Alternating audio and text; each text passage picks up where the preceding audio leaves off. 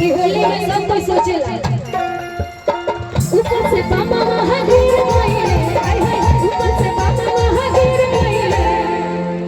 अब धीरे-धीरे जन संख्या बढ़त चलो अब नीक लगता होली मिलन होता होली मिलन में कोई है ही ना रही तब कैसे होगी हैं आज ऊपर